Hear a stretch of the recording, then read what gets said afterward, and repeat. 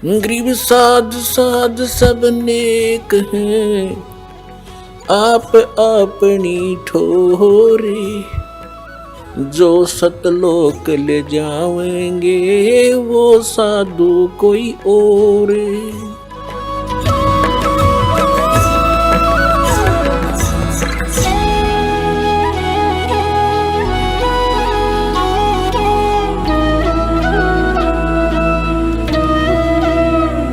तो कहने का भाव ये है कि फिर इसने ये भी स्पष्ट कर दिया है कि इन तीनों गुणों की जो भक्ति करते हैं, रजगुण ब्रह्मा सतगुण विष्णु उत्तम गुण शिव, तीन देव की जो भक्ति करते हैं और जो मेरी भक्ति भी नहीं करते हैं, वो राक्षस स्वभाव को धारण किए हुए मनुष्यों में नीच दूषित कर्म करने वाले मूर्ख,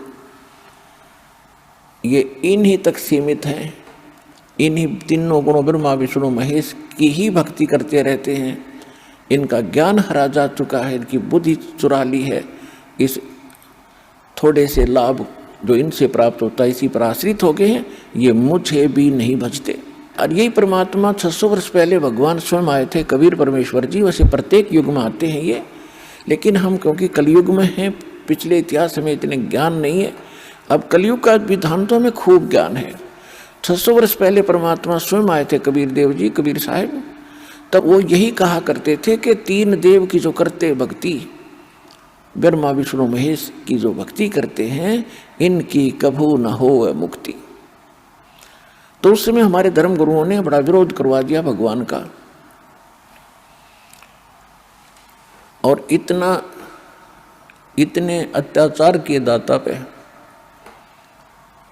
यदि आपको सुनाए जाएंगे, धीरे धीरे सुनाएंगे, हृदय कलेजा मुंह को आ जाता है। क्योंकि उस समय जनता अशिक्षित थी। भगवान साची कहा करते थे कि इन तीनों देवताओं की भक्ति जो तुम कर रहे हो ये मोक्षदायक नहीं है, ये तुम्हें पार नहीं कर सकती, और ये खुद नाशवान है, इनकी जन्म मृत्यु होती है।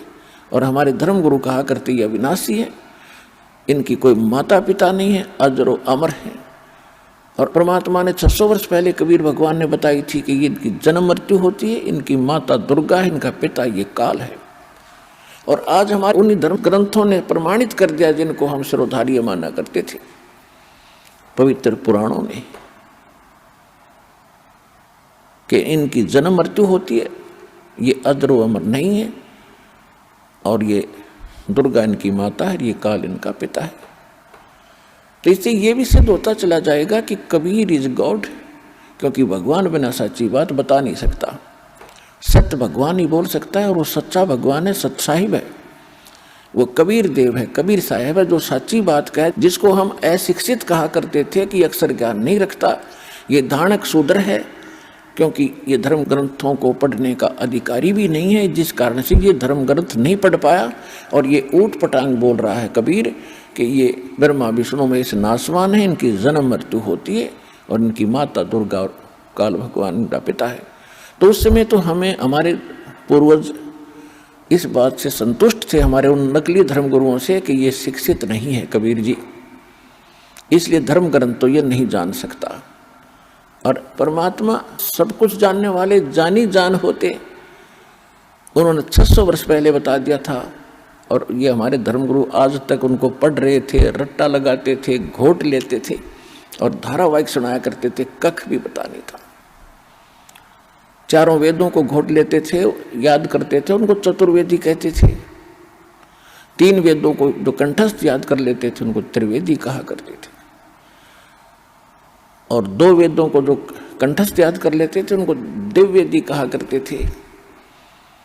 ये तो गधों की तरह लद्दे फिरे थे, इसमें समान क्या था इनको पता नहीं था। सूक्ष्म वेद में कहा कि पीठ मनुखा दाख लदी है, और ये कर्रा खात बबूल, जैसे ऊंट के कमर पे, ऊंट के थैले में कमर पे मनुखा दाख लाद रखी व्यापारी ने, और उस कमर पर तो मनुखा था कितनी मीठी चीज, और वो खावा किक्कर के काट्या मत किक्कर के जो बबूल के कांटों में मुंह मार रहा है, होठ फुड़वा रहा है। उसको पता नहीं तेरे ऊपर कितनी बढ़िया चीज धरिया, मार ले मुंह, एक बार मुंह मोड़ के।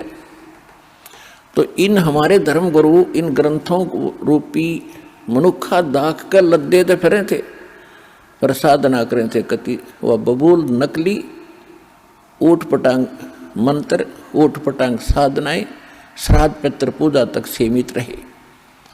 पीठ मनुखा दाख लदी ये कर रहा खात बबूल। तो पुण्यात्मा हमारे उस समय तो ये नहीं माना करते थे, लेकिन परमात्मा को पहचानने के लिए एक बहुत बड़ा योगदान ये भी एक पॉइंट है कि जिसने वेद पढ़े नहीं, जिसने गीता पढ़ी नहीं और जिसने पुराण पढ़े नहीं, और पुराणों का ज्ञान 600 वर्ष पहले बता रहे थे और ये पढ़ने वाले नहीं जानते थे, उसके लिए भगवान ने एक अनुस्वर भी दे रखा है। गुरु बिन काहू न पाया ज्ञाना, जो थोथा भूस छड़े मूड किसाना। गुरु बिन वेद पढ़े जो प्राणी, समझन सार रहे अज्ञानी।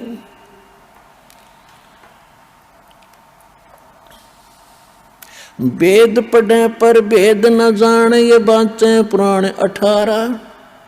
और जड़ को अंधे पत्ते खवावे, ये भूल गए सिरजनहारा। परमात्मा ने सूक्ष्म वेद में कहा कि वेद पढ़ने पर भेद ना जाने, ये बाँचे पुराण 18। हर पत्थर की पूजा करें, ये भूल गए सिरजनहारा। गुरु बिन काहू न पाया ज्ञाना, जो थोथा भूस छड़े मूड किसाना। अब जैसे धान निकाल लिए हो और पराल पड़ी हो और उस पराल ने कोई कूट रहा हो, क्या वो बुद्धिमान हो सकता है? तो ये जितने भी आज तक हमारे धर्मगुरु थे, ये भूस कूटते थे और कणक का इन्हें पता नहीं था इसमें है कहाँ। तो कहने का भाव ये है कि परमात्मा ये कहते हैं, गुरु बिन काहू न पाया ज्ञाना, गुरु बिन वेद पढ़े जो प्राणी, समझे ना सार रहे ज्ञान। श्री देवी भागवत पुराण और 6ठे स्कंद में 414 पृष्ठ पे व्यास जी बता रहे, कह रहे कि राजन, सतयुग के ब्राह्मण वेद के पूर्ण विद्वान होते थे और वो दुर्गा की पूजा करते थे। खाक विद्वान थे वेद के। वेद में है कहीं दुर्गा की पूजा का प्रावधान, या गीता में है कहीं दुर्गा की पूजा का प्रावधान? तो पुण्यात्माओं, तो कहते हैं एक ना भूला दो ना भूली, भूली सब संसारी।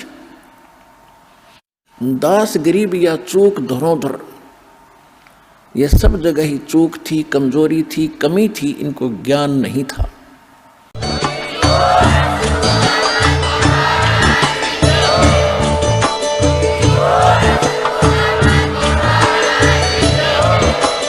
आप सुन रहे थे जगत गुरु तत्वदर्शी संत रामपाल जी महाराज जी के मंगल प्रवचन। अधिक जानकारी के लिए विजिट कीजिए हमारी वेबसाइट www.jagatgururampalji.org। संत रामपाल जी महाराज जी के शुभ आशीर्वाद से पूरे विश्व भर में 500 से भी ज्यादा नाम दीक्षा केंद्र हैं, जिन पर संत रामपाल जी महाराज जी द्वारा ऑनलाइन निःशुल्क नाम दीक्षा दी जा रही है। अपने नजदीकी नाम दीक्षा केंद्र का पता करने के लिए संपर्क करें 8222880541।